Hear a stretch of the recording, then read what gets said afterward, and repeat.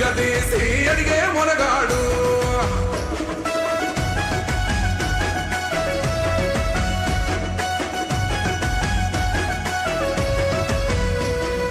దాడులెన్ని జరిగిన గాని దడువలేదు రేవంతన్న, గంతకంతా ఎత్తుకు ఎదిగాడు.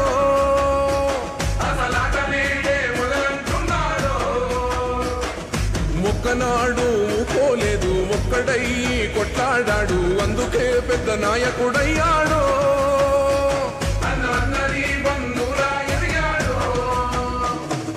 అమరవీరుల త్యాగం చూసి అమ్మ సోనియ చలువతోటి వచ్చిన మన తెలంగాణ రక్షణే చేయమంటున్నాడు. రంగుల జెండా పట్టి సింగమోలే కదిలినాడు. ఒక్కరో కాంగ్రెస్ సూర్యుడు మన రేవంతన్న, నిగ్గదీసి అడిగే మొనగాడు.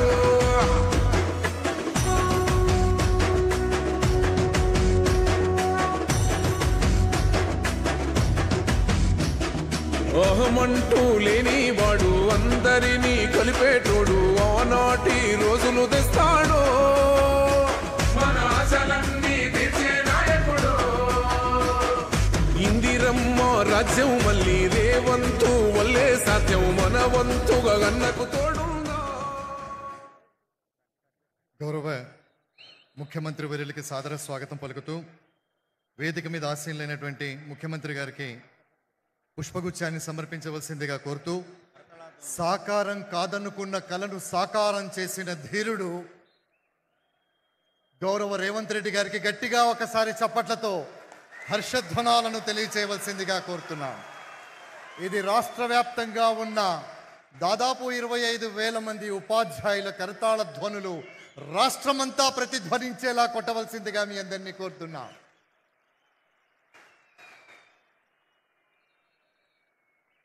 ఇప్పుడు పెద్దలు జ్యోతి ప్రజ్వలన చేసి కార్యక్రమాన్ని ప్రారంభిస్తారు. జ్యోతి ప్రజ్వలన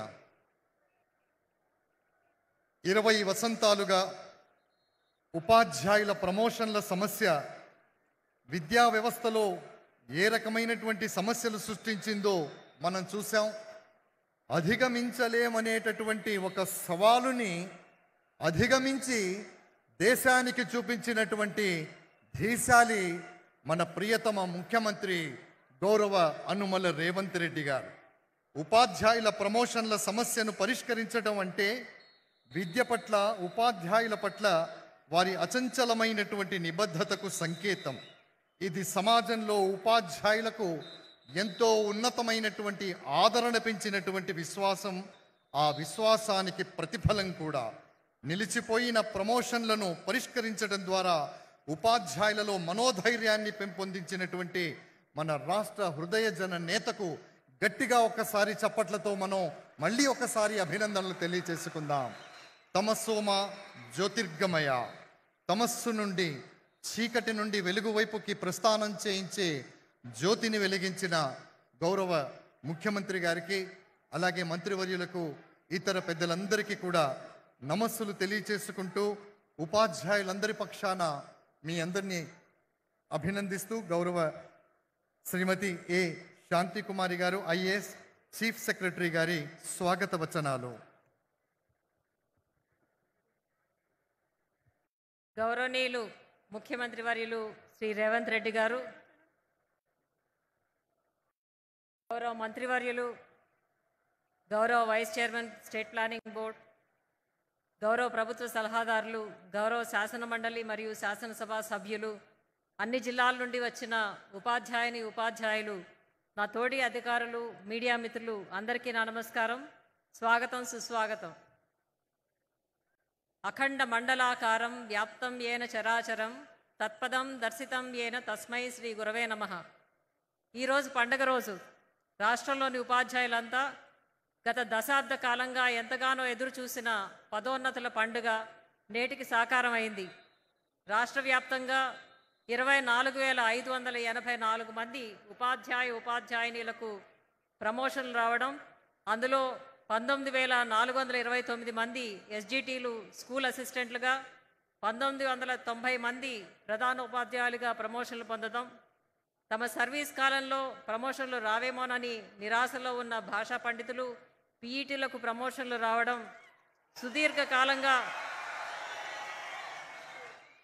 సుదీర్ఘకాలంగా ఉన్న వివాదాలకు ముగింపు రావడం ఎంతో సంతోషదాయకం. ప్రమోషన్లు అందుకున్న మీ అందరికీ నా శుభాకాంక్షలు. నూతన ప్రభుత్వం ఏర్పడగానే గౌరవ ముఖ్యమంత్రి వర్యులు విద్యాశాఖను స్వయంగా పర్యవేక్షిస్తూ విద్యారంగాన్ని బలోపేతం చేయటం కోసం అన్ని చర్యలు తీసుకున్నారు. అందులో కొన్ని ముఖ్యమైనవి: దీర్ఘకాలంగా ఖాళీగా ఉన్న 11,062 పోస్టులతో డిఎస్సి నోటిఫికేషన్ ఇవ్వడమే కాకుండా ప్రస్తుతం పరీక్షలు జరుగుతుండడం, అమ్మ ఆదర్శ పాఠశాలల పేరుతో మహిళా స్వయం సంఘాల భాగస్వామ్యంతో పాఠశాలలకు అవసరమైన రిపేర్లు, కనీస వసతులపై దృష్టి సారించటం, అలాగే పాఠశాల ప్రారంభ సమయానికి యూనిఫామ్లు, పుస్తకాలు, నోట్ పుస్తకాలు అందజేయడం, పాఠశాలల రూపురేఖలు మార్చి ఒక మంచి అభ్యాసన వాతావరణాన్ని ఏర్పరచడం జరిగింది. వీటితో పాటు ఇంటిగ్రేటెడ్ రెసిడెన్షియల్ స్కూల్ కాంప్లెక్స్ల ఏర్పాటు ఆలోచనతో విద్యారంగంలో ఒక పండుగ వాతావరణం, చైతన్యం వెలువరిస్తుంది.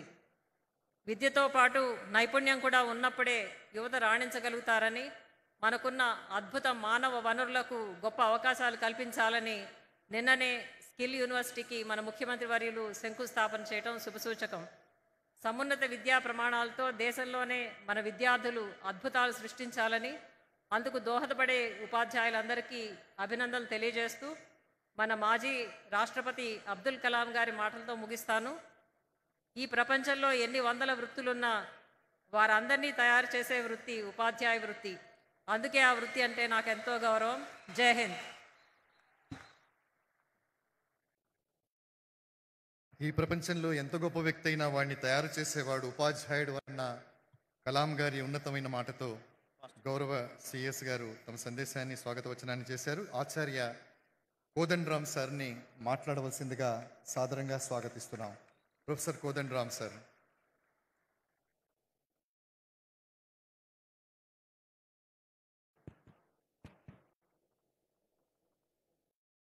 గౌరవ ముఖ్యమంత్రి గారికి, ట్రాన్స్పోర్ట్ మంత్రి గౌరవ పొన్నం ప్రభాకర్ గారికి, వేదిక మీద ఉన్న ఎమ్మెల్యేలకు, ఎమ్మెల్సీలకి, ఉపాధ్యాయ సంఘ నాయకులకు, ఇక్కడ హాజరై ఉన్న ఉపాధ్యాయులకు అందరికీ కూడా పేరు పేరున వందనం. ఇవాళ పొద్దున్నే మీరు అందరూ కష్టపడి స్కూల్కు పోతారు ప్రతిరోజు. ఈరోజు మాత్రం ఈ ఎల్బీ స్టేడియంకు ప్రయాణం అయ్యి వచ్చింది. నాకు తెలిసి ఎన్నడూ కూడా ఇటువంటి ఒక సమావేశం జరగలేదు. మొట్టమొదటిసారి సమావేశం జరుగుతున్నది. దాదాపు ఒక 25,000 30,000 ఇవాళ ఈ సభ ప్రాంగణంలో హాజరై ఉన్నారు టీచర్లు. నిజంగా కూడా ఒక పండుగ వాతావరణమే కనబడుతున్నది. ఎందుకు పండుగ జరుగుతున్నదంటే ప్రతిసారి మనం పత్రికలో కథ చదువుతాం, ఈ పండుగ వెనుక కథ ఇది అని. మన పండుగకు ప్రధానమైన కథ ఏంటంటే ప్రమోషన్లు వచ్చినాయి. జీవితకాలంలో ఒక్కసారైనా ఒక ప్రమోషన్ను చూస్తావా అని నిరాశలో ఉన్నటువంటి ఉపాధ్యాయులకి ఈ ప్రమోషన్ రావటం ఎంత కీలకమో నాకు తెలుసు.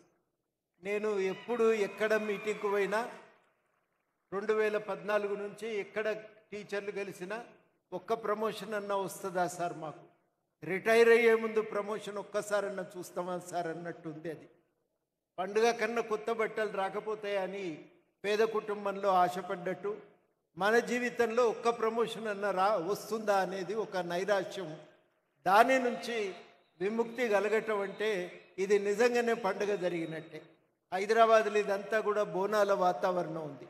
అట్లాంటి ఒక బోనాల పండుగ జరిగినట్టే ఉంది ఇవాళ. ఇంత అద్భుతం సాధ్యమవుతుందని ఎవరం అనుకోలే. ఎందుకంటే చాలా కేసులు ఉన్నాయి. ఈ కేసుల నడుమ ప్రమోషన్ ఎట్లా సాధ్యమవుతుంది? రకరకాలైనటువంటి క్యాడర్ సమస్యలు, రకరకాలైనటువంటి రూల్స్, ఇవన్నీ అడ్డంగా ఉంటే ప్రమోషన్లు ఇవ్వగలుగుతారా? హిమాలయం అడ్డొచ్చినా పక్కకు జరిపి ముందుకు పోతామన్న విధంగా మొత్తం మీద అన్నింటినీ పక్కకు నెట్టి మీ అందరికీ ప్రమోషన్లు ఇవ్వగలిగారు. అది చాలా గొప్ప విషయం. ఈ ప్రమోషన్ని వాళ్ళ నిజంగానే పండుగ. పండుగ అంటే నాకు ఒక టీచర్ చెప్పిండు, ప్రమోషన్ వచ్చిన వాళ్ళు ఒక 30,000 దాకా ఉంటారేమో సార్, ప్రమోషన్ రాకుండా ట్రాన్స్ఫర్ అయ్యి మళ్ళొక 30,000 మందికి ఆ హెచ్ఆర్ఎస్ జోన్కి వచ్చిండ్రు, వాళ్ళకు కూడా జీతం పెరిగింది, మాకు పెరిగింది, వాళ్ళకు కూడా జీతం పెరిగింది. మన దగ్గర ఈ ప్రమోషన్ పండుగ ఎందుకంటే చాలా రకాలుగా చాలామందికి జీతాలు పెరిగినాయి, కొంత మెరుగైనటువంటి జీతం మనం మన ఇంటికి తీసుకుపోగలుగుతున్నాం. ఇంత సంతోషకరమైన సందర్భం కాబట్టి ఇది పండుగ జరగవలసిందే అని చెప్పి టీచర్ల సంఘాలు అనుకున్నాయి.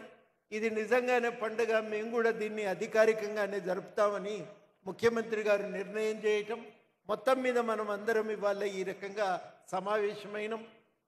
పండుగ రోజు కూడా మళ్ళీ ఇంకొక ముచ్చట ఎందుకు కానీ ఒక మాట మనం 2-3 ముచ్చట్లు మాట్లాడుకోవలసిన అవసరం కూడా ఉంది. అన్ని కష్టాలు తీరినాయంటే ఒక్కసారి అన్ని తీరాయి. చాలా ముఖ్యమైన సమస్యలు అన్నీ పరిష్కారమైనాయి. ఇంకా కూడా కొన్ని చిన్న చిన్నవి ఉండనే ఉంటాయి. మన కామన్ సర్వీస్ రూల్స్ రావాలి. మిగిలిపోయిన ఎస్జిటీలు ఉన్నారు, వాళ్ళకు కూడా ఏదన్నా ఒక ప్రమోషన్ దొరికితే బాగుండు అనే కోరిక మీకెంతుందో మా అందరికీ కూడా అదే విధంగా ఉంది. అదేవిధంగా మనకి ఇంకా కొంతమంది మోడల్ స్కూల్ టీచర్లకేమో ట్రాన్స్ఫర్లు కాలేదు, కోర్టు కేసులు ఏవో ఆటంకాలుగా మిగిలిపోయినాయి. ఈ కేసు కూడా పక్కకు జరిగి మనకు ప్రమోషన్లు ట్రాన్స్ఫర్లు కూడా అయితే ఇంకా చాలా బాగుండును.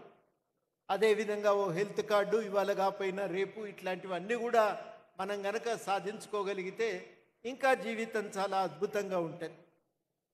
ఇవన్నీ చాలా బాగున్నాయి. కానీ రాష్ట్రంలో గవర్నమెంట్ స్కూళ్ళల్లో చదివే పిల్లల సంఖ్య కూడా మనం పెంచగలిగితే మనకి సౌకర్యం కలిగినందుకు మనం నిజంగా చాలా సంతోషపడవలటమే. ఎంత సంతోషపడతామో మన గ్రామస్తులు పిల్లలు కూడా అంతే సంతోషపడే సందర్భం కూడా రావాలని కోరుకుందాం. ఇది ఒక్కరి కోరిక కాదు, మన అందరి కోరిక కూడా కావలసే ఉంటుంది. తప్పనిసరిగా స్కూళ్ళు బాగుపడాలి. దానికి కూడా కొంత నిధులు గవర్నమెంట్ అయితే కేటాయిస్తూనే ఉంది. మెరుగైనటువంటి సౌకర్యాలు అట్లాంటివన్నీ కూడా గవర్నమెంట్ ఆలోచన చేస్తున్నది. సౌకర్యాలు ఇస్తాం, మీ సర్వీస్ సమస్యలు పరిష్కరిస్తాం, పిల్లలకు చదువు చెప్పండి, అంతకు మించి మనల్ని అడుగుతున్నది ఏమీ లేదు.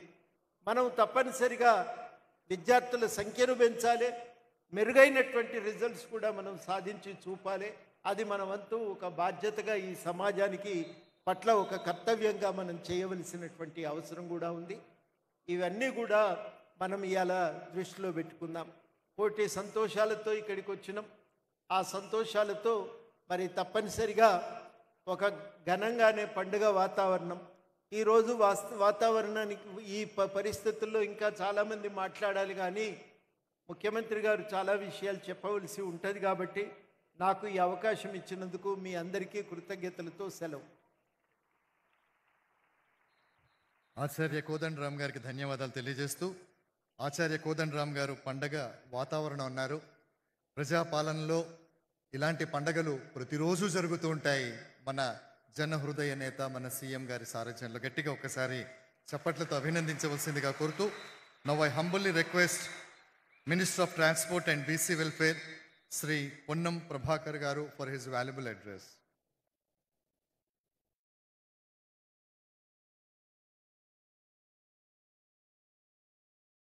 దాదాపు దశాబ్ద కాలం తర్వాత ప్రమోషన్లు పొంది ఈనాడు మన గౌరవ ముఖ్యమంత్రి గారి ద్వారా ఈ రాష్ట్రంలో ఏర్పడ్డ ప్రజా పాలనలో సంతోషంగా జీవితంలో ప్రమోషన్ వస్తుందా రాదా అనుకునే పరిస్థితి నుంచి ఒక మెట్టెక్కి ఇక్కడికి ఇచ్చేసినటువంటి అధ్యాపక వర్గానికి అందరికీ హృదయపూర్వకంగా 2 చేతులు జోడించి నమస్కారం తెలియజేస్తా ఉన్నాను.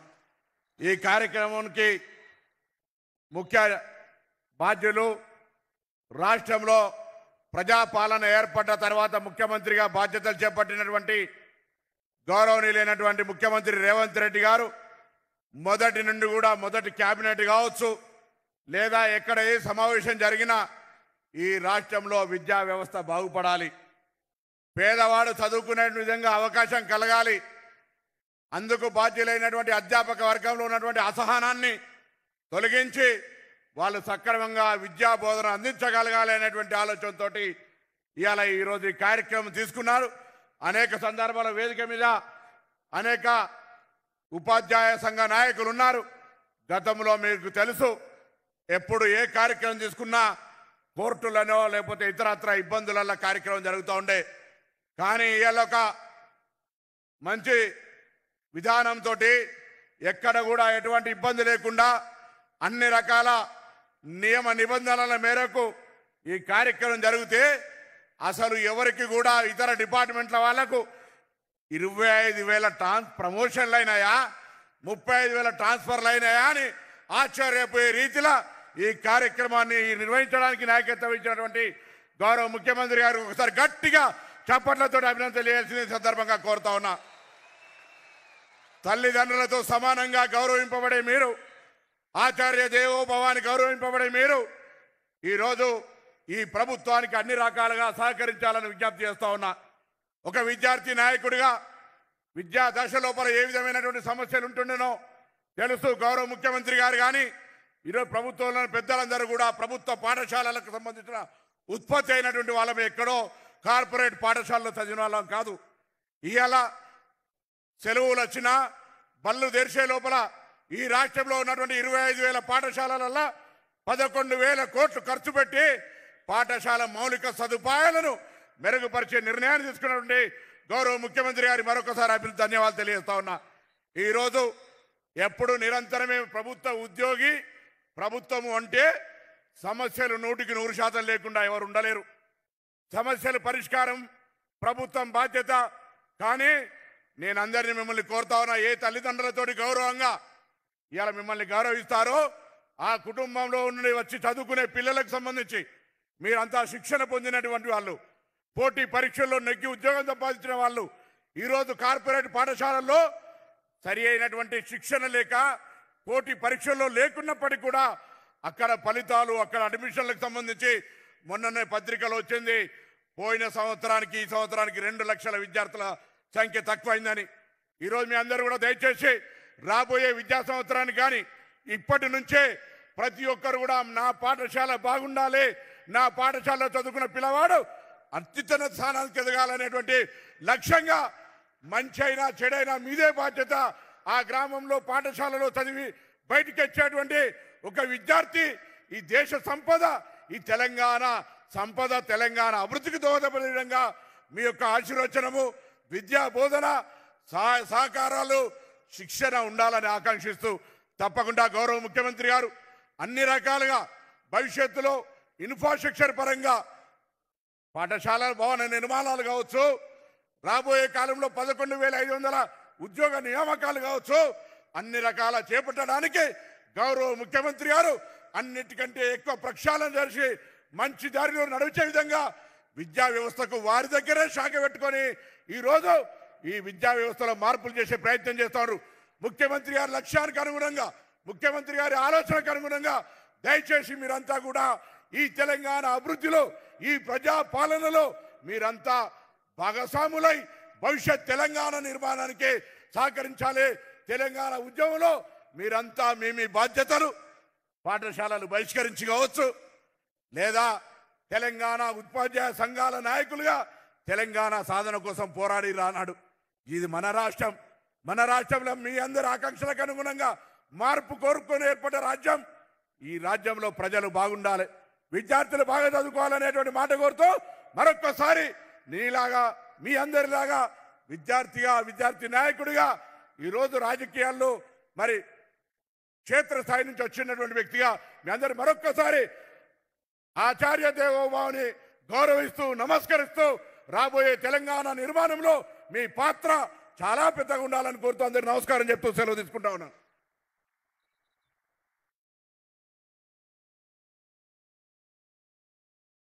ప్రజాప్రభుత్వ ఆశయాలకు అనుగుణంగా పనిచేస్తున్నటువంటి గౌరవ మంత్రివర్యులు మాన్యశ్రీ పొన్నం ప్రభాకర్ గారికి నమస్సులు తెలియచేసుకుంటూ ఈరోజు ఒక చారిత్రాత్మకమైనటువంటి విజయాన్ని జరుపుకోవడం అనేటటువంటి ఒక విశిష్ట సందర్భం ఇది సాధారణ కార్యక్రమం కాదు. ఇది తెలంగాణ విద్యా ప్రయాణంలో ఒక మైలురాయి కాదు. ఇది దేశ విద్యా ప్రయాణంలోనే ఒక మైలురాయి. ఉపాధ్యాయుల హృదయాలలో ఎప్పటికీ చెదిరిపోని ఒక అందమైన అద్భుతమైన జ్ఞాపకం. దీనికి కర్త, కర్మ, క్రియ, ప్రజాప్రభుత్వ రథసారథి మన ప్రియతమ ముఖ్యమంత్రి గౌరవ రేవంత్ రెడ్డి. సాధారణంగా గౌరవ రేవంత్ రెడ్డి గారిని మాట్లాడవలసిందిగా స్వాగతిస్తున్నాం. మనమందరం లేచి నిలబడి ఒక స్టాండింగ్ ఓవేషన్తో our beloved leader, Revanth Reddy. సింగమోలే కదిలినాడు ఒక్కరో కాంగ్రెస్ సూర్యుడు మన రేవంత్ అన్న నిగ్గ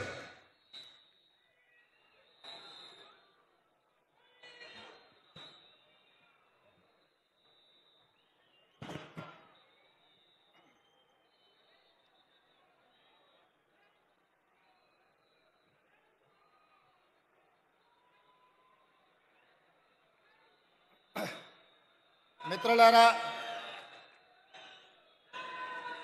ఈరోజు ప్రజాప్రభుత్వం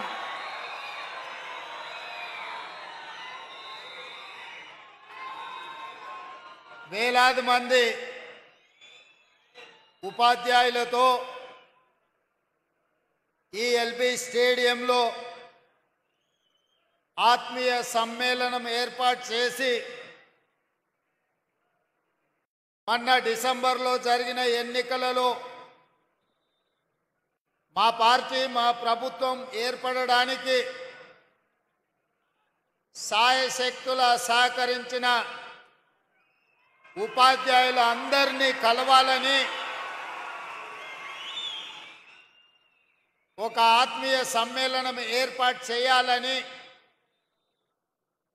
పెద్దలు ప్రొఫెసర్ కోదండరామ్ గారితో మాట్లాడి ఉపాధ్యాయ సంఘాలతో సంప్రదించి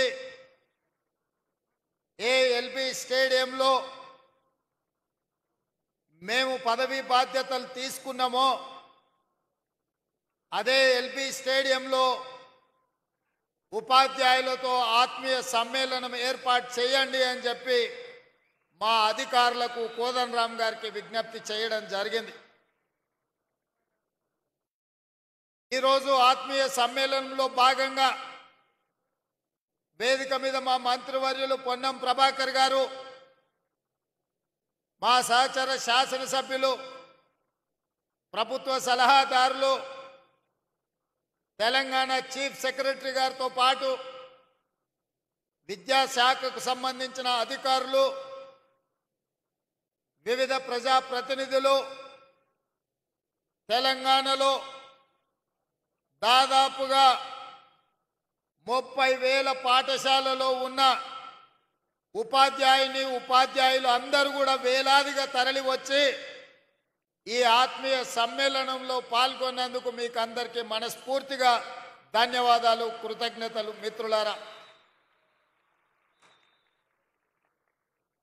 మిత్రులారా,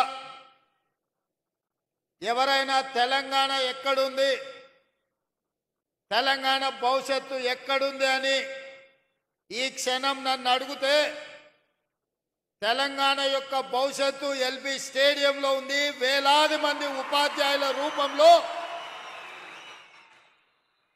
ఈ తెలంగాణ ఉద్యమమే కాదు, తెలంగాణ రాష్ట్ర ఏర్పాటు ప్రక్రియలో తమదైన శైలిలో క్రియాశీలక పాత్ర పోషించడమే కాదు, ఇవాళ 60 లక్షల మంది విద్యార్థులు ఉజ్వల భవిష్యత్తు కోసం తమ తల్లిదండ్రులు కష్టపడి రూపాయి కూడబెట్టి తమ పిల్లలు చదువుకోవాలి, తమ పిల్లలు విద్యలో రాణించాలి, వాళ్ళు డాక్టర్లు, లాయర్లు, ఇంజనీర్లుగా ఐఏఎస్లు, ఐపీఎస్లు, ఐఎఫ్ఎస్ అధికారులుగా మారాలి, వారు ప్రజాప్రతినిధులై, ఎమ్మెల్యేలై, మంత్రులై ఈ తెలంగాణ రాష్ట్రానికి ముఖ్యమంత్రులు కావాలి అని పేద విద్యార్థుల తల్లిదండ్రులు 30,000 పాఠశాలల్లో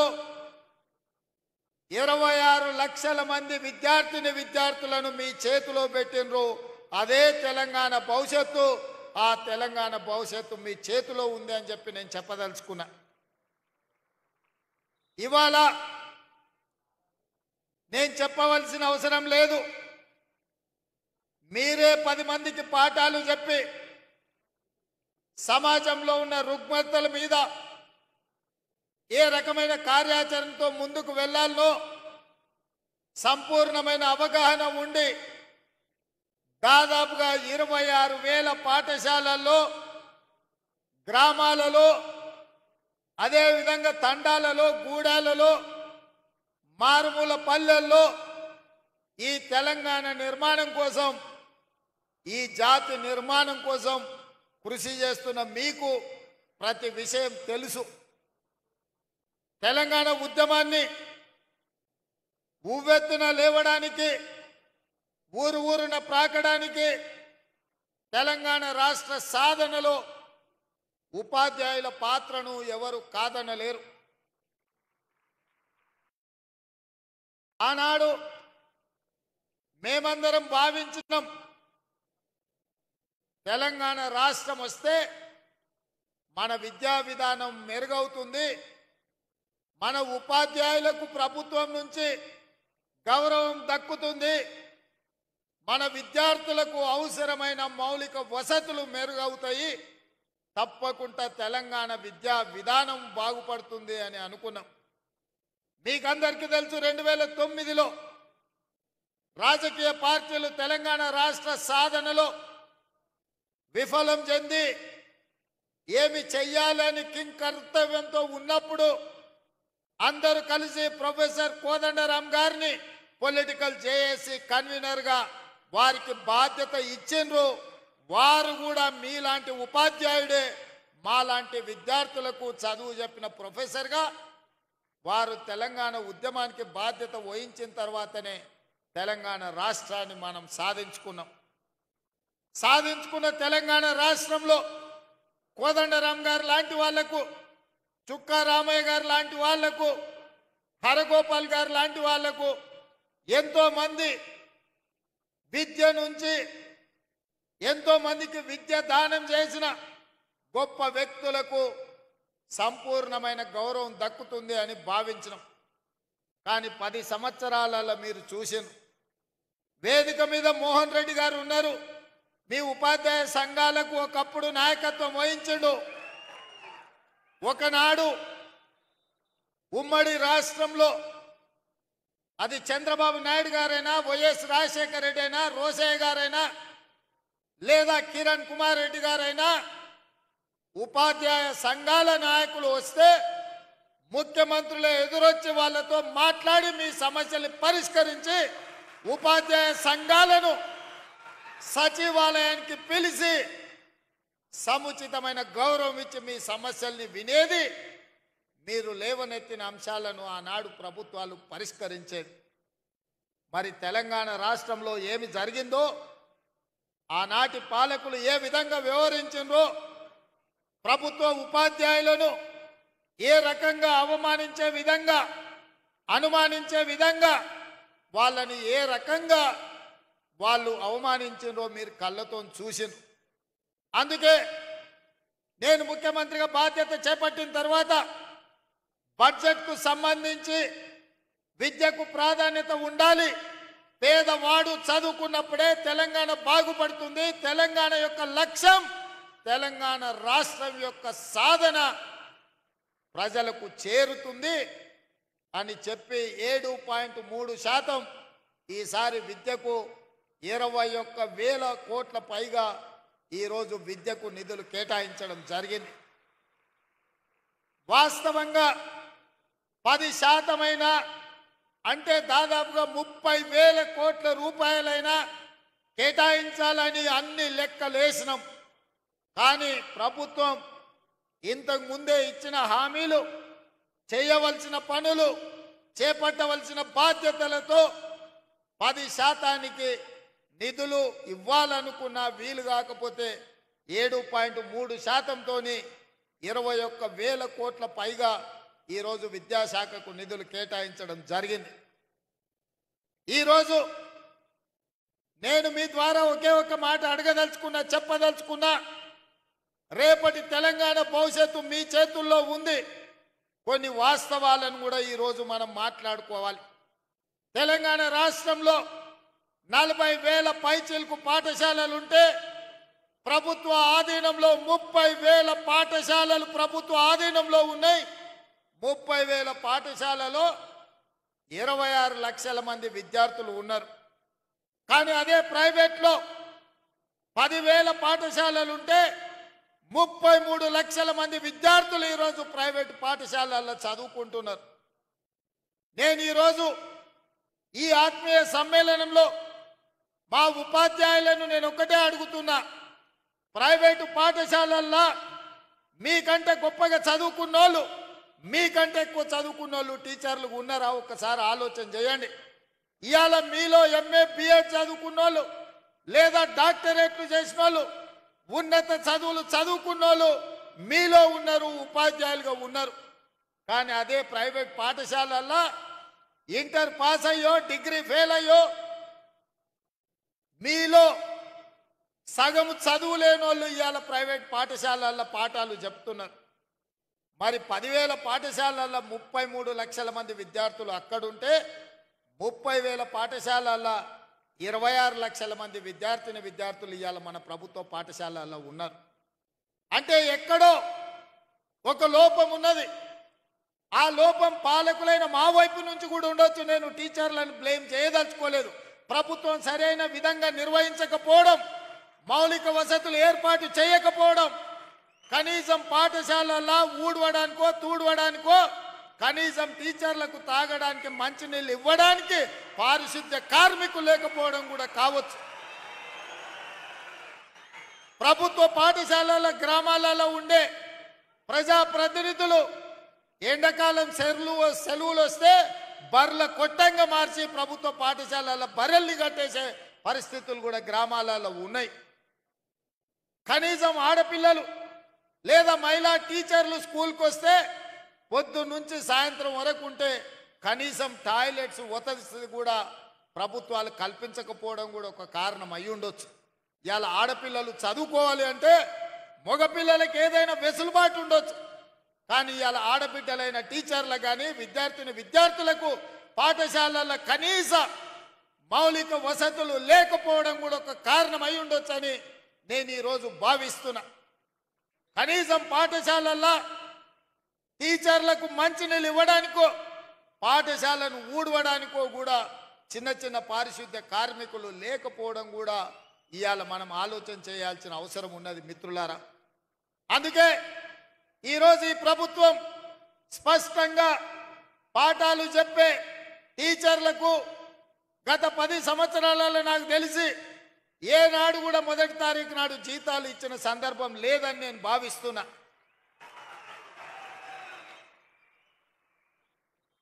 మీరు మీ పిల్లల చదువుల కోసమో, ఇల్లు కొనుక్కోవడానికో, కారు సైకిల్ మోటార్ లోన్ తీసుకుంటేనో, ఏదైనా బ్యాంకుల్లో అప్పు తెచ్చుకుంటే మీరు ఇచ్చిన చెక్కులు సరైన సమయంలో మీకు జీతాలు రాకపోతే చెక్కులు బౌన్స్ అయిపోయి మీ సిబిల్ స్కోర్ ఖరాబ్ అయిపోయి బ్యాంకులు కూడా నమ్మని పరిస్థితులు ఇవాళ వచ్చినాయి, దాపురించినాయి గత 10 సంవత్సరాలలో.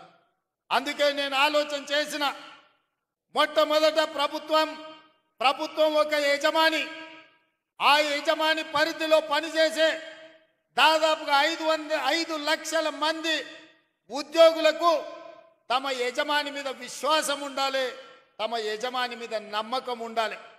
ఆ నమ్మకం ఏంది అంటే, మా యజమాని నాకు భద్రత కల్పిస్తాడు, మా యజమాని నాకు 1వ తారీఖు నాడు జీతం వస్తాడు, మా యజమాని నాకు కష్టం వస్తే నేను చెప్పుకుంటే చెప్పడానికి అవకాశం ఇస్తాడు, మా యజమాని నన్ను కలుస్తాడు, నా బాధ వింటాడు అన్న విశ్వాసం యజమాని మీద ఉన్నప్పుడు ఆ ఉద్యోగి తప్పకుండా ఒళ్ళు దాచుకోకుండా పనిచేస్తాడు, యజమాని అభ్యున్నతి కోసం పాటుపడతాడు. కానీ విచిత్రం, ఉమ్మడి రాష్ట్రానికంటే తెలంగాణ రాష్ట్రం వచ్చిన తర్వాత ఉద్యోగుల యొక్క పరిస్థితులు దిగజారినాయి. ఇది వాస్తవం, ఇది నిజం, కఠోరమైన మనం ఈరోజు మాట్లాడుకోవాల్సిన పరిస్థితి. అందుకే ఈరోజు వేదిక మీద నర్సిరెడ్డి గారు, రఘుత్తం రెడ్డి గారు మీ ఎమ్మెల్సీలు ఉండ్రు. 10 సార్లు ఈ 6 నెలల 10 సార్ల కంటే ఎక్కువనే నా దగ్గరికి సమస్యల మీద వచ్చిండ్రు.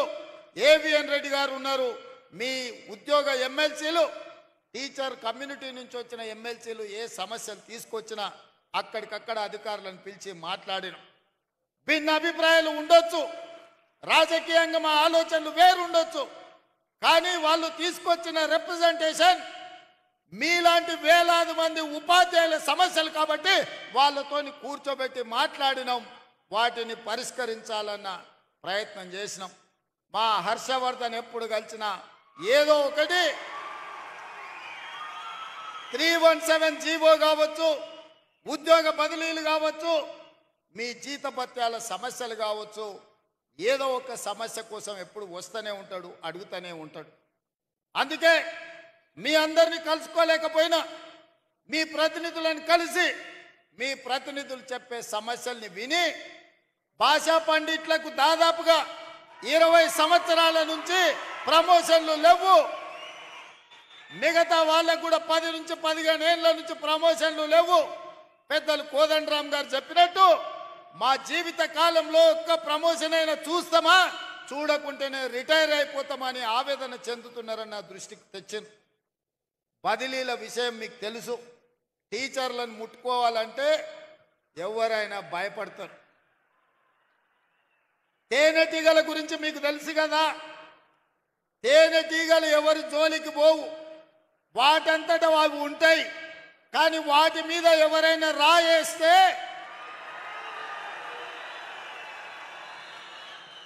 ఏం జరుగుద్దో మీకు అందరికీ తెలుసు. అట్లనే టీచర్లు కూడా వాళ్ళ పాటికి వాళ్ళు జాగ్రత్తగా ఉంటారు. వాళ్ళని ఎవరైనా గులకరాయితో కొడితే వాళ్ళందరూ తేనెటీగలుగా మూకుమ్మడిగా ఏకదాటిన ఎవరి పనైనా చేస్తారని నేను సంపూర్ణంగా నమ్ముతా.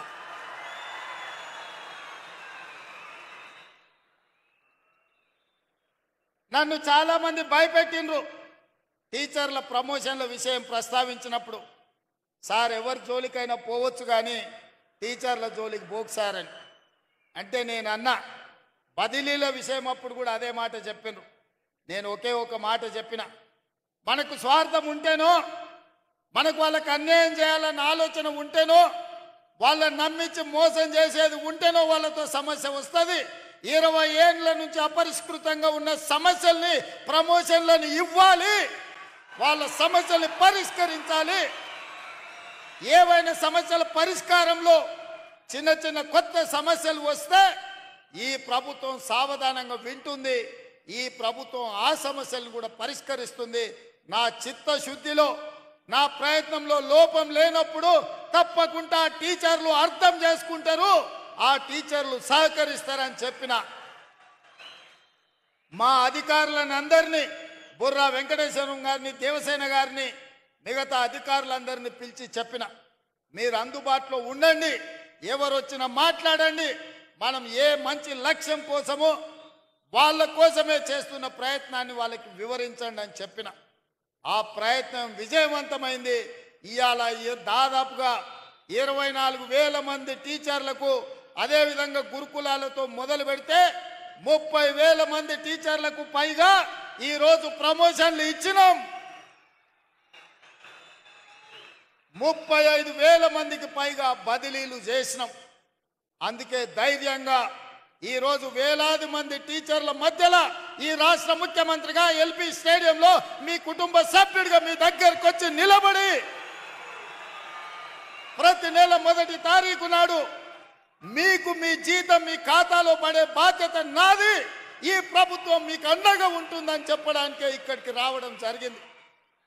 ఇదే కాదు, మీ మంచి కోసం, మీ ప్రమోషన్ల కోసం, మీ బదిలీల కోసం ఈ ప్రభుత్వం చిత్తశుద్ధితో పనిచేసింది. ఇంకేమైనా చిన్న చిన్న సమస్యలు ఉంటే మా దృష్టికి తీసుకురండి, తప్పకుండా వాటిని కూడా పరిష్కరిస్తామని చెప్పి నేను ఈ సందర్భంగా తెలియజేయదలుచుకున్నా. అందుకే మిత్రులారా, ఈ ఆత్మీయ సమ్మేళనంలో రాజకీయం లేదు. ఈ ఆత్మీయ సమ్మేళనంలో ఏ రకమైన ప్రయోజనం ఆశించలేదు. ఒకే ఒక్క ఆలోచన, ఆశ, మీ చేతుల్లో ఈ తెలంగాణ భవిష్యత్తు ఉంది. ఇవాళ ఈ తెలంగాణ బలమైన తెలంగాణగా, అభివృద్ధి తెలంగాణగా, ఆర్థికంగా నిలదొక్కునే తెలంగాణగా మార్చాలి అంటే గ్రామీణ ప్రాంతాలలో, తండాలలో, గూడాలలో, మారుమూల పల్లెల్లో ఉన్న దళిత, ఆదివాసి, గిరిజనుల, బీసీ పిల్లలు ఇవాళ చదువుకోవాలి. వాళ్లకు చదువు చెప్పి వాళ్ళని డాక్టర్లుగా, లాయర్లుగా, ఇంజనీర్లుగా, ఐఏఎస్, ఐపీఎస్లుగా తీర్చిదిద్దే బాధ్యత మీ మీద ఉంది. అందుకే ఈ తెలంగాణ భవిష్యత్తు మా చేతుల్లో కాదు, మీ చేతుల్లో ఉందని చెప్పడానికి నేను ఇవాళ ఈ సమావేశాన్ని ఏర్పాటు చేసిన. నిన్ననే అనుకుంటా, నిన్న కాదు మొన్న అసెంబ్లీలో ఒక ఆయన అంటుండే, నేను గుంటూరులో చదువుకున్నా, నేను పూనాలో చదువుకున్నా, నేను అమెరికాలో చదువుకున్నా, నాకు గొప్ప గొప్ప చదువు వచ్చు అని. మీరు ఆడ చదువుకున్నారు అన్న నెటకారం చేయబోయింది, మీరు చూసి ఉంటారు టీవీలలో అసెంబ్లీలో. అప్పుడు నేను లేచి నేను చెప్పిన, కొండారెడ్డిపల్లి ప్రైమరీ స్కూల్లో గవర్నమెంట్ స్కూల్లో చదువుకున్నా అని చెప్పిన, తాండ్రా హై స్కూల్లో చదువుకున్నా అని చెప్పిన, వనపర్తి జిల్లా పరిషత్ హై స్కూల్లో గవర్నమెంట్ జూనియర్ కాలేజీలో చదువుకున్నా అని చెప్పిన,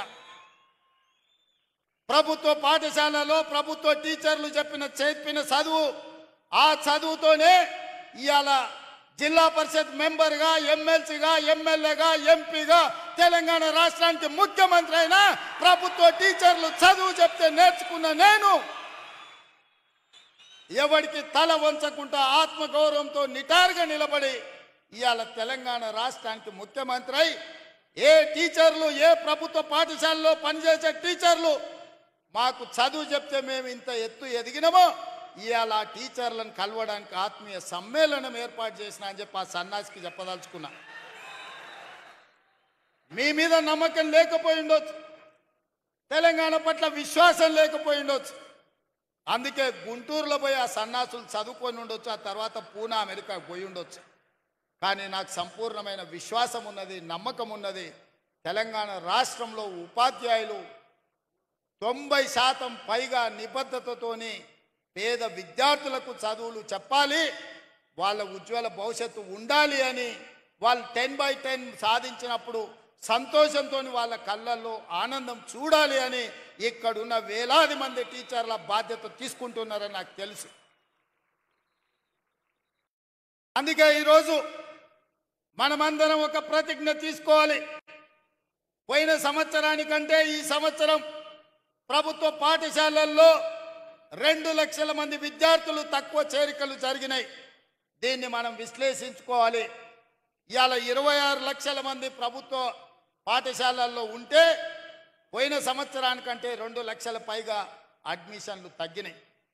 కొన్ని పాఠశాలలు బంద్ అయి ఉండొచ్చు, కొన్ని పాఠశాలలలో తల్లిదండ్రులు ప్రైవేటులో చెప్పిస్తేనే మాకు గ్రామంలో గౌరవం ఉంటుందని అనుకుంటుండొచ్చు. నేను చాలామందిని గ్రామాలకు వెళ్ళినప్పుడు మాట్లాడుతుంటా, అడుగుతుంటా, కుటుంబ విషయాలు అడిగిన తర్వాత పిల్లల్ని ఎక్కడ చదివిస్తురని ఏదో ప్రైవేట్ స్కూల్ పేరు చెప్తారు. ఎందుకనంటే అక్కడికి పోతే కొంచెం ఇంగ్లీష్ నేర్చుకుంటారు సార్ అనో, లేకపోతే గవర్నమెంట్ స్కూల్కి దోరితే ఊళ్ళో ఏమన్నా అనుకుంటారేమని మేము అక్కడికి దోలుతున్నాము అని. నేను అందుకే అది మారాలి, మార్చాల్సిన బాధ్యత మన మీద ఉంది. మన పిల్లలు ప్రభుత్వ పాఠశాలకు వెళ్ళడం ఆత్మ గౌరవం అని గ్రామాలలో ఉన్న తల్లిదండ్రులు భావించాలి. అందుకే అమ్మ ఆదర్శ పాఠశాలని సెల్ఫ్ హెల్ప్ గ్రూపులకు పూర్తి బాధ్యత అందించి మన పాఠశాలలు మొదటి రోజే దాదాపుగా 26 లక్షల మంది విద్యార్థులకు మొదటి రోజే వాళ్ళ పాఠ్య పుస్తకాలతో పాటు వాళ్లకు డ్రెస్సులు ఇచ్చే ప్రయత్నం చేసినాం.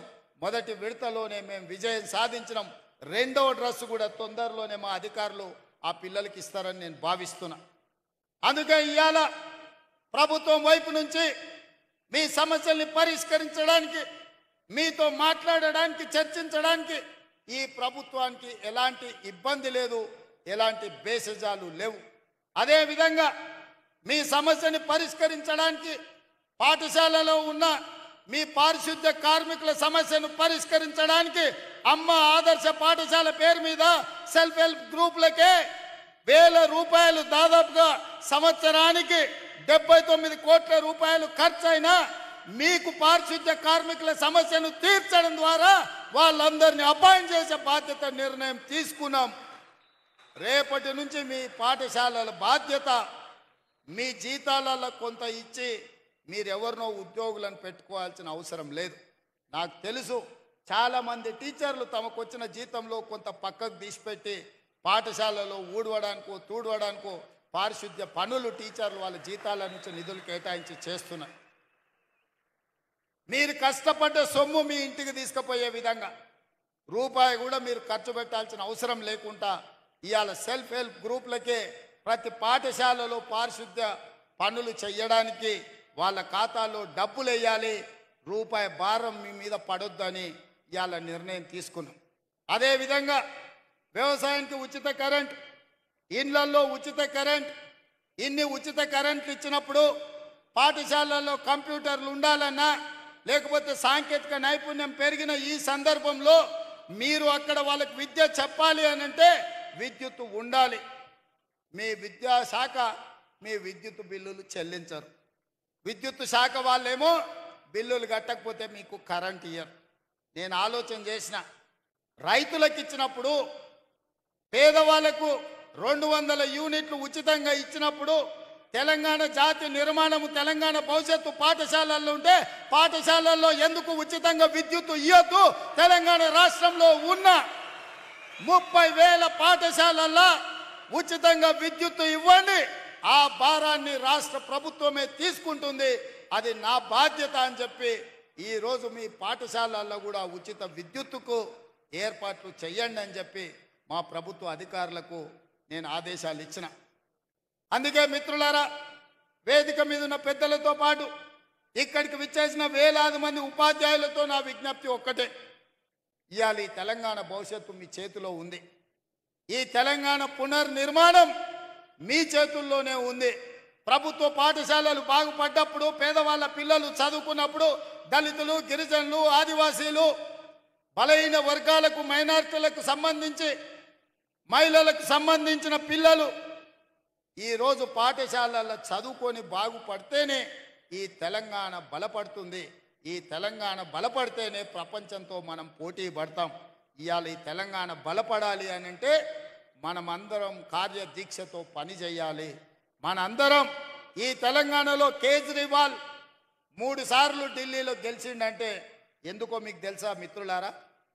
బస్తీలలో ప్రభుత్వ పాఠశాలలను మెరుగుపరిచిండు, మెరుగైన విద్యను పేదవాళ్లకు చేర్చిండు. కాబట్టే ఢిల్లీలో కేజ్రీవాల్ 3 సార్లు ముఖ్యమంత్రిగా గెలిచిండు.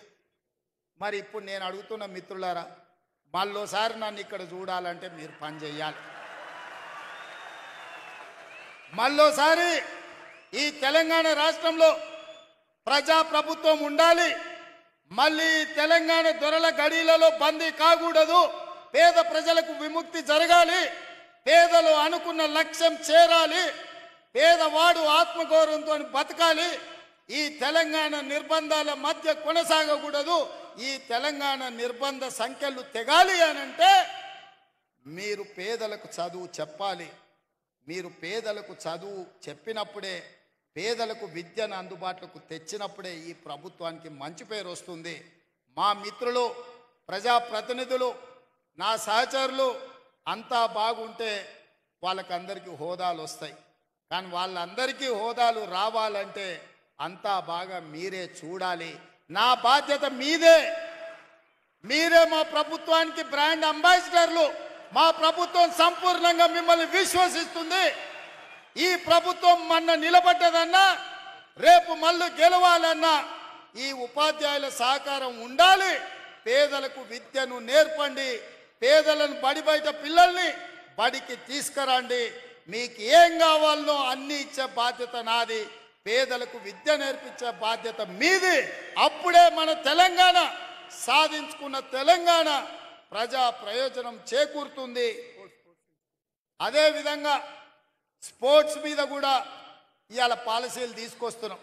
గ్రామీణ ప్రాంతాల నుంచి మండల కేంద్రాలలో కూడా మినీ స్టేడియంలు నిర్మించాలన్న ఆలోచన కాంగ్రెస్ పార్టీ చేస్తుంది. తప్పకుండా క్రీడల పట్ల విద్యార్థులను మళ్లించాలి. ఇవాళ నిన్న క్యాబినెట్లో నిఖత్ జరీన్కు, అదేవిధంగా సిరాజ్కు రూల్స్ అన్ని మినహాయింపునిచ్చి గ్రూప్ 1 డిఎస్పీ పోస్టులు క్రీడలలో రాణించినందుకు ఇచ్చినాం. ఇవాళ మీరు పిల్లల్ని క్రీడలలో ప్రోత్సహించండి. ఇవాళ ఒక స్కిల్స్ యూనివర్సిటీని పెట్టినాం. స్కిల్స్ యూనివర్సిటీ ఇది ఒక కొత్త ప్రయోగం. సర్టిఫికెట్లు తీసుకొని ఇంజనీరింగ్లుగా బయటకు వస్తారు, కానీ సాంకేతిక నైపుణ్యం ఉండడం లేదు. సాంకేతిక నైపుణ్యం లేనప్పుడు ఇంజనీర్ కంటే మేస్త్రే మేల్ అని మనం అనుకుంటున్నాం. మీరందరూ కూడా ఇండ్లు కట్టుకుంటున్నారు. నాకు తెలిసి ఏ టీచర్ అయినా ఉద్యోగం వచ్చిన తర్వాత మొదట చేసే పని పెళ్లి చేసుకుంటారు. పెళ్లి చేసుకున్న తర్వాత కూడబెట్టి ఇల్లు కట్టుకుంటారు. టీచర్లు ఒక క్రమశిక్షణతోటి మొదట ఉద్యోగం కోసం కష్టపడతారు. ఉద్యోగం వచ్చిన తర్వాత జీవితంలో స్థిరపడాలి అని పెళ్లి చేసుకుంటున్నారు. పెళ్ళి అయిన తర్వాత భద్రత ఉండాలని ఇల్లు కట్టుకుంటున్నారు. మీరు ఇల్లు కట్టుకునేటప్పుడు చూసి ఉంటారు, ఇంజనీర్ల కంటే మేస్త్రీలే మెరుగ్గా కనిపిస్తున్నారు. వాళ్ళు ఇంజనీరింగ్ సర్టిఫికెట్ పట్టా పొందుతున్నారు కానీ సాంకేతిక నైపుణ్యం ఉండడం లేదు. అందుకే ఆలోచన చేసి తెలంగాణలో 65 ఐటీఐలు ఉన్నాయి. ఈ 65 ఐటీఐలలో 30-40 సంవత్సరాల క్రితం ఇండస్ట్రియల్ ట్రైనింగ్ ఇన్స్టిట్యూట్గా మారి వాళ్ళకి ప్లంబర్ గానో, ఎలక్ట్రీషియన్ గానో, మెకానిక్ గానో రకరకాల ట్రైనింగ్లు 30-40 సంవత్సరాల క్రితం తయారు చేసిన సిలబస్ వాళ్ళకి నేర్పుతున్నారు. చదువుకున్న చదువుకు బయటకు వస్తే సంబంధం లేకుండా పోయింది. నేర్చింది ఒకటైతే అవసరం ఇంకొకటి. అందుకే ఆలోచన చేసి ముఖ్యమంత్రి అయిన తర్వాత రాష్ట్రంలో ఉన్న 65 ఐటీఐలను అన్నిటిని పరిశీలించి ఇవి ఏమాత్రం ఉపయోగం లేదు అని టాటా కంపెనీతో మాట్లాడి 2400 కోట్ల రూపాయలతోటి అందులో 86% అంటే దాదాపుగా 2100 కోట్లు టాటా సంస్థ కేటాయించింది. 316 కోట్లు తెలంగాణ రాష్ట్ర ప్రభుత్వం, 86% వాళ్ళు ఇస్తే 14% మ్యాచింగ్ గ్రాంట్ ఇచ్చి ఈ 65 ఐటీఐలను ఏటీసీలుగా, ఏటీసీ అంటే అడ్వాన్స్డ్ టెక్నాలజీ సెంటర్లుగా మార్చి ప్రతి సంవత్సరం 4 లక్షల మంది నిరుద్యోగ యువకులకు ఐటీఐలలో ట్రైనింగ్ ఇచ్చి మిడిల్ ఈస్ట్ కంట్రీస్తో పాటు ఇవాళ మన రాష్ట్రంలో కన్స్ట్రక్షన్లో కానీ, ఫార్మాలో కానీ, మిగతా శాఖలలో పనులు చేయడానికి వాళ్ళకి శిక్షణ ఇవ్వడానికి ఇవాళ ప్రభుత్వం నిర్ణయం తీసుకొని ముందుకు వెళ్తున్నది. ఇదే కాదు, ఒకప్పుడు కాకతీయ ఉస్మానియా యూనివర్సిటీలతో పాటు ఆనాడు కాంగ్రెస్ పార్టీ మహబూబ్ నగర్లో, నల్గొండలో, కరీంనగర్లో, నిజామాబాద్లో, Palamuru university, Satavahana university, Mahatma Gandhi university ఇవాళ చాలా యూనివర్సిటీలను నెలకొల్పింది.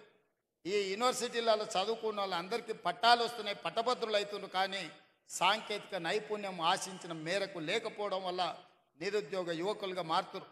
అందుకే ఆలోచన చేసి నిన్న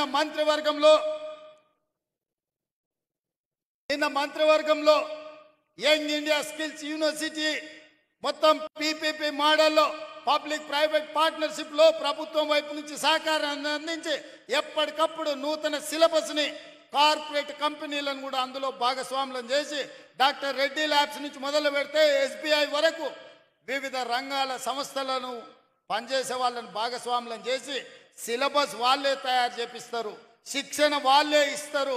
శిక్షణ పొందిన విద్యార్థులను వాళ్ళే వాళ్ళ సంస్థలలో ఉద్యోగాలు ఇచ్చే విధంగా వాళ్ళతోని ఒప్పందాలు చేసుకొని ముచ్చర్లలో 57 ఎకరాలల్లా 150 కోట్లతోని యంగ్ ఇండియా స్కిల్స్ యూనివర్సిటీని నిన్న ప్రారంభించుకున్నాం. రేపటి భవిష్యత్తు సాంకేతిక నైపుణ్యం ఉన్న వాళ్ళకే ఈ ప్రపంచంలో స్థానం ఉంటుంది. అందుకే ప్రతి సంవత్సరం 20,000 మందిని అక్కడ శిక్షణ ఇచ్చి ఫార్మా రంగంలో, హెల్త్ దాంట్లో, ఎడ్యుకేషన్ దాంట్లో, అదే విధంగా కన్స్ట్రక్షన్ సైడ్ ఇట్లా 17 విభాగాలలో శిక్షణని ఇవ్వాలి అని చెప్పి ఇవాళ ప్రభుత్వం నిర్ణయం తీసుకున్నది. మరి ఇవన్నీ జరగాలి, క్రీడల్లో రాణించాలి అని అంటే నెక్స్ట్ రాబోయే రోజుల్లో మనం స్పోర్ట్స్ పాలసీ చేస్తున్నాం. ఏ మెడల్ సాధిస్తే ఎంత నగదు బహుమతి ఇవ్వాలి, ఏ స్థాయి ప్రభుత్వం ఉద్యోగం ఇవ్వాలనేది కూడా ఒక పాలసీ తెస్తున్నాం.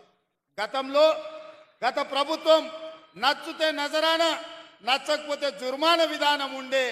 ఇప్పటి నుంచి అట్లా కాకుండా ఏ మెడల్ సాధిస్తే వాళ్ళకు ఎక్కడ ఉద్యోగాలలో రిజర్వేషన్ ఇవ్వాలి, వాళ్ళకు విద్యలో రిజర్వేషన్లు ఇవ్వాలి.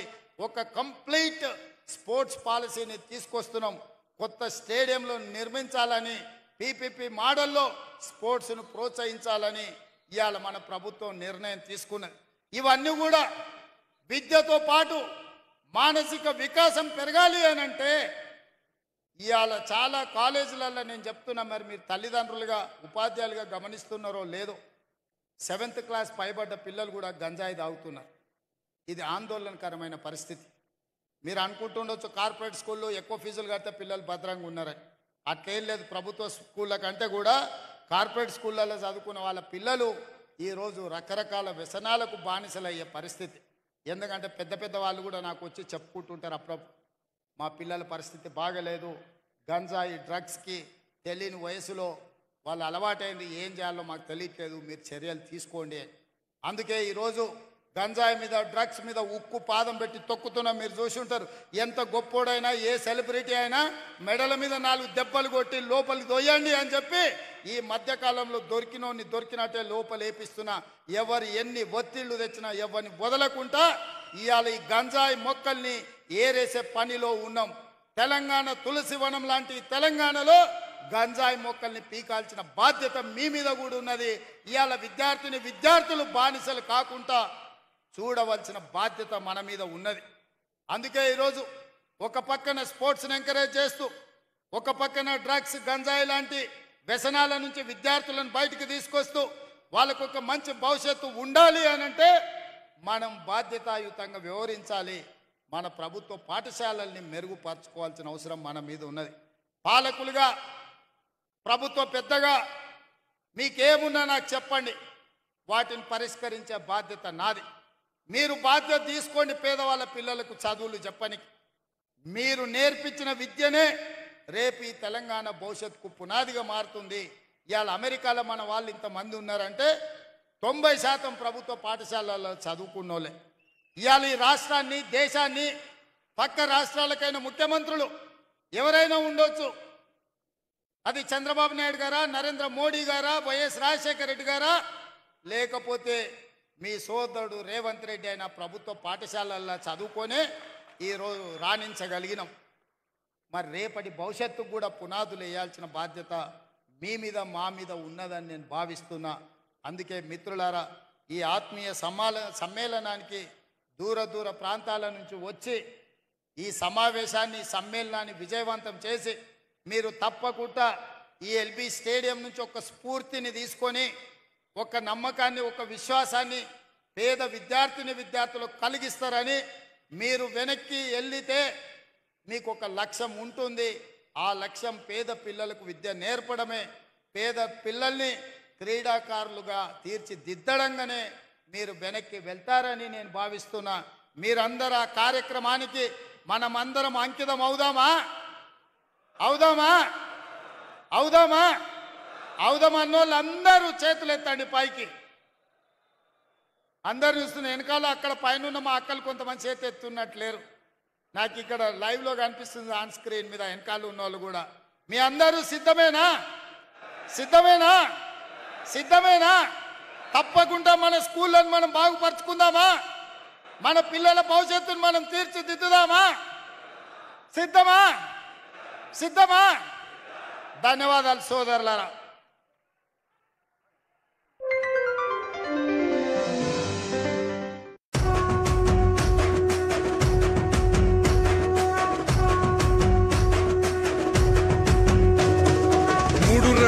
జెండా బట్టి సింగమోలే కదిలినాడు ఒక్కరో కాంగ్రెస్ సూర్యుడు మన రేవంత్ అన్న నిగ్గదీసి అడిగే మునగాడు. వీడు భూమిన వానైతాడు, బీద సాదల ధైర్యం వీడు, దొంగ దొరల భరతం పడతాడు. మన రేవంత్ అన్న పేద ఇంటికి పండుగ తెస్తాడు. సోనియమ్మ దివెనతోని రాహులన్న సైనికుడయ్యి పెద్ద కొడుకై యుద్ధం చెయ్య సిద్ధమాయే రేవంత్ అన్న. 3 రంగుల జెండా బట్టి సింగమోలే కదిలినాడు ఒక్కరో కాంగ్రెస్ సూర్యుడు మన రేవంత్ అన్న నిగ్గదీసి అడిగే మునగాడు.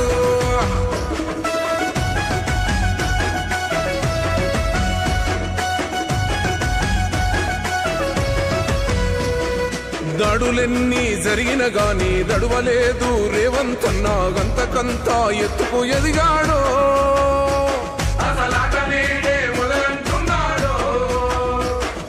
మొక్కనాడు ఊకోలేదు, ఒక్కడయ్యి కొట్లాడాడు, అందుకే పెద్ద నాయకుడయ్యాడు.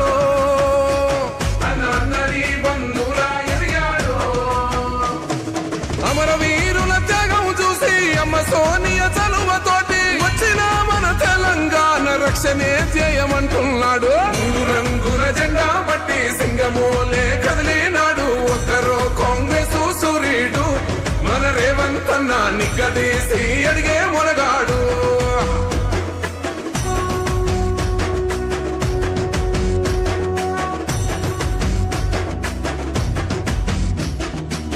కులమంటూ లేనివాడు అందరినీ కలిపేటోడు ఆనాటి రోజులు తెస్తాడు మన ఆశలన్నీ తీర్చే నాయకుడు ఇందిరమ్మ రాజ్యం మళ్ళీ రేవంతు వల్లే సాధ్యం మన వంతుగా గన్నకు తోడుందా మన ఉద్యమానికి సిద్ధం అయిపోదా తెలంగాణ పులి బిడ్డ మరవబోదు నిన్ని గంట జై జై మా రేవంతన్న గన్నది మన తెలంగాణ మూడు రంగుల జెండా బట్టి సింగమోలే కదిలినాడు ఒక్కరో కాంగ్రెస్ సూర్యుడు మన రేవంతన్న నిగ్గదీసి అడిగే